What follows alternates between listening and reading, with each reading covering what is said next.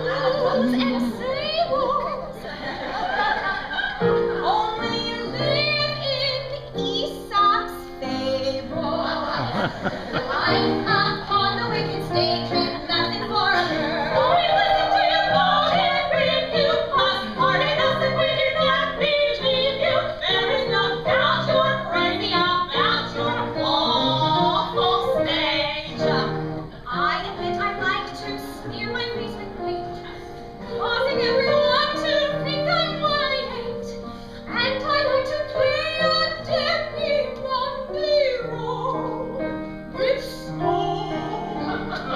Ask the hero, does he like the way I lure when I play a hussy or a paramour? That when once the curtains down, my life is pure.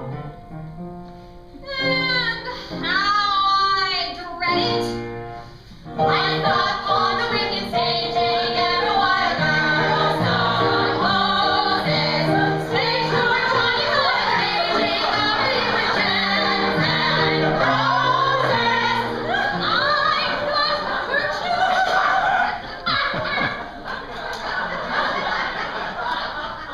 But it ain't been tested. No one's even interested. Life upon the wicked stage ain't nothing for a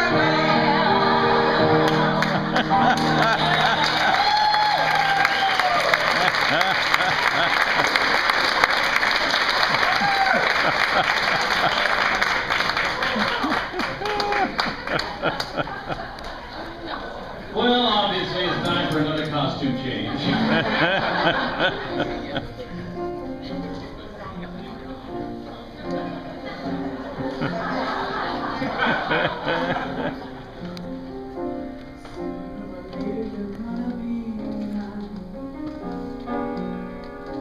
Sooner or later you're gonna be fine. Baby, it's time that you face it. I always get my man.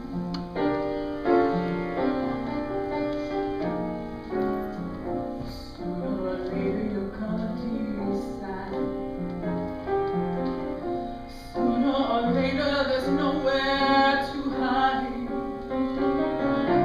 Baby, it's time, so I wasted in shadow.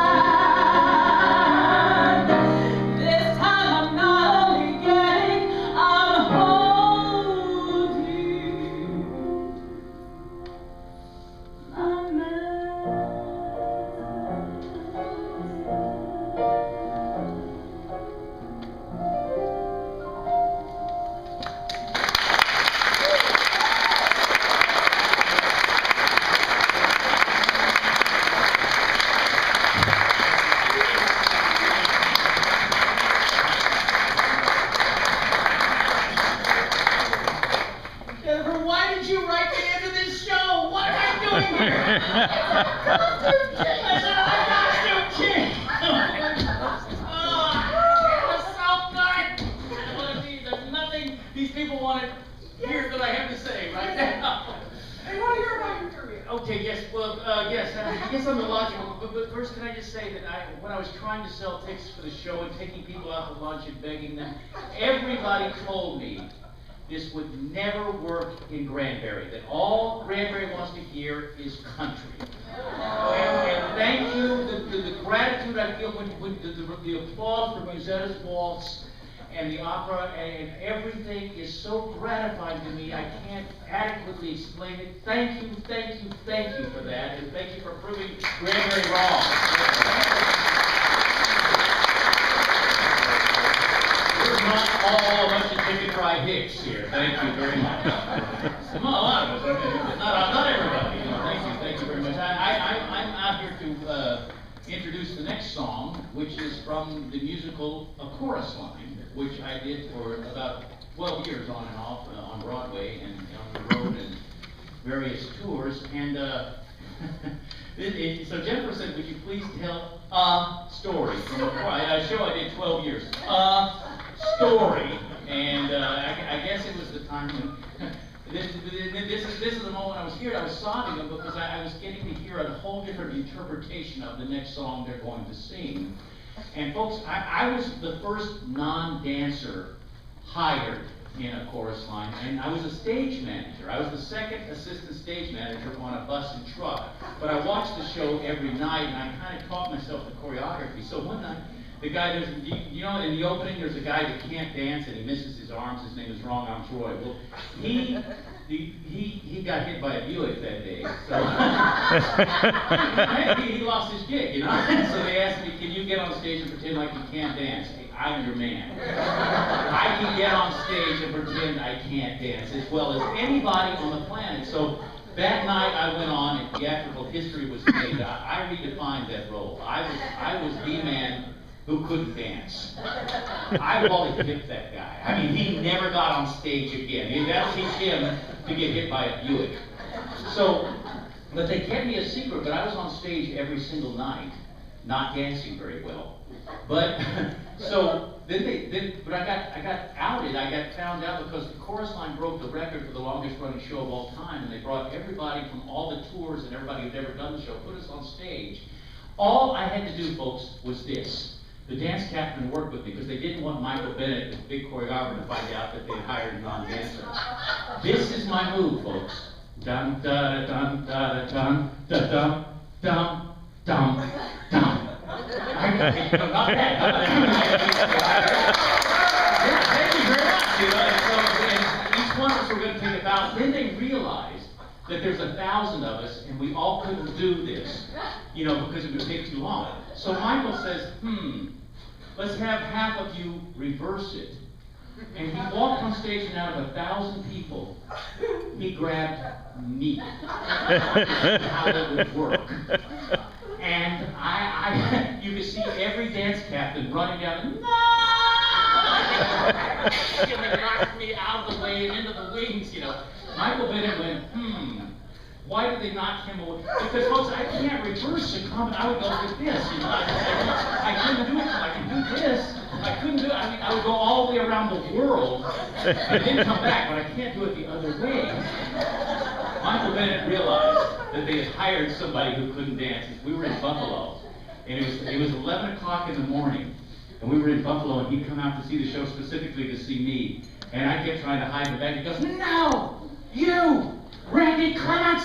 He said, don't turn away from me! You're the worst dancer in the history of the chorus, and I would fire you today if I could! And I turned around and I went, wow, he knows my name. That's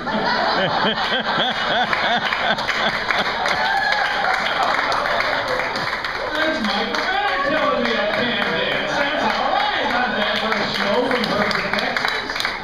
The next thing, Andrew Lloyd Webber tells me I can't sing, and then Laurence Olivier tells me I can't act. I'll conquer this town. But he called me in after the show, and it was bad news. He started to tell me he was going to let me go because I couldn't dance. I said, Michael, don't do this. I said, you can't take this show away. This show is not about dancers. It's about humans. It's about people. Please, just let somebody besides dancers have a shot at this. And he kept me on, but he said, don't ever talk to me like that again, or you're dead. And when I heard them singing this and this interpretation, I was in tears, ladies and gentlemen. I did this show over 5,000 times in 4 different languages. You are going to hear, without hyperbole, this is the finest interpretation of it tonight that you are here, that you're probably ever going to hear. Ladies and gentlemen, this is At the Ballet from a chorus line.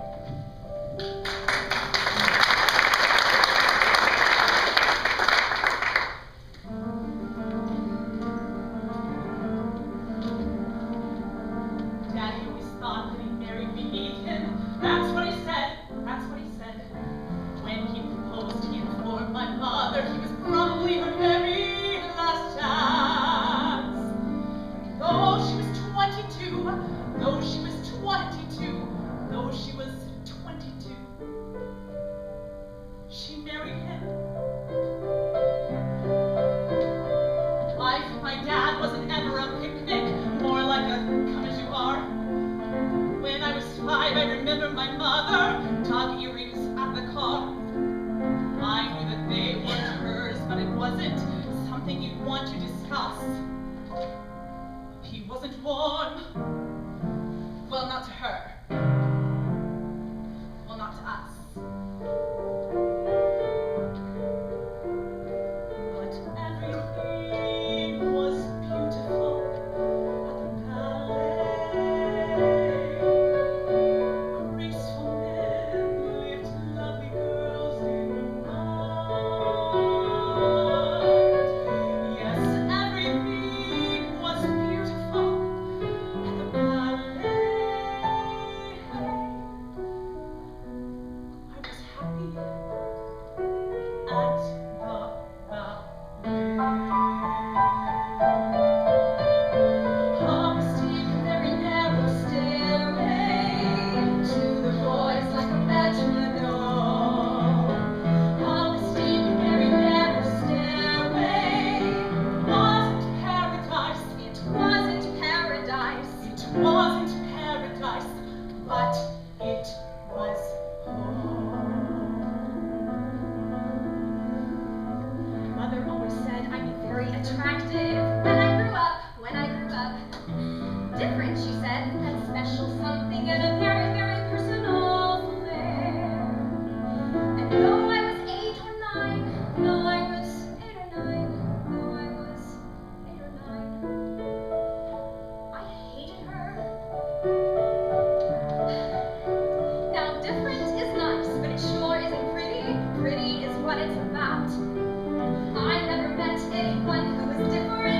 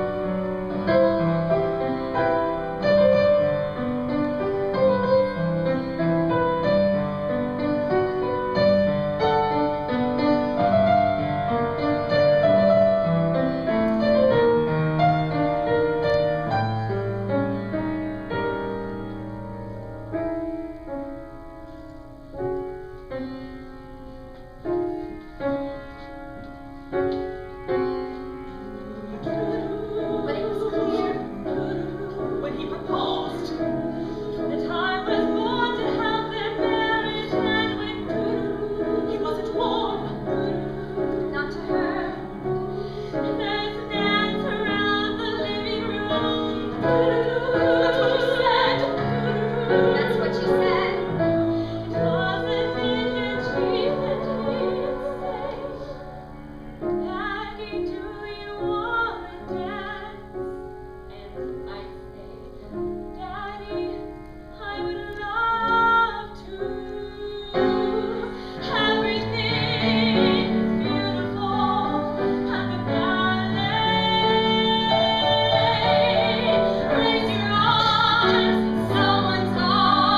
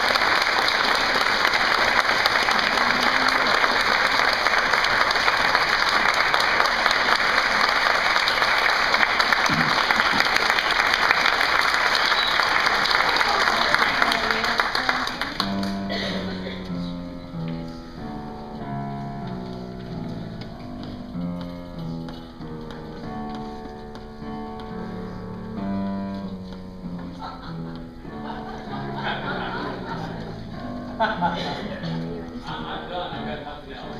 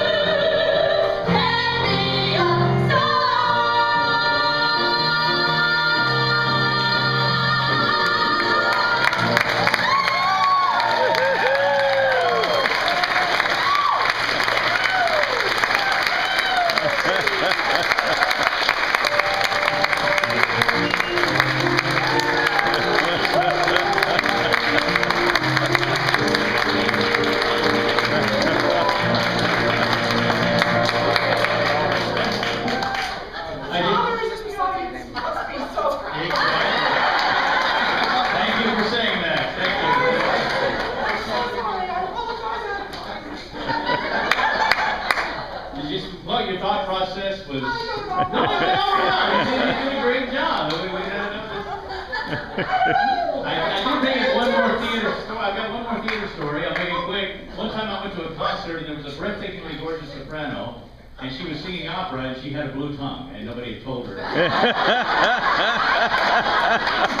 audience was very polite. Nobody mentioned it. They let her sing, and everybody tried to like they didn't notice that the tongue was blue. It's very, very kind of them. She's back there wiping her tongue off. No, we can't. We just don't have it set up. So we're improvising a dance and we're gonna. Oh, okay. This is unrehearsed. Oh yes, for me.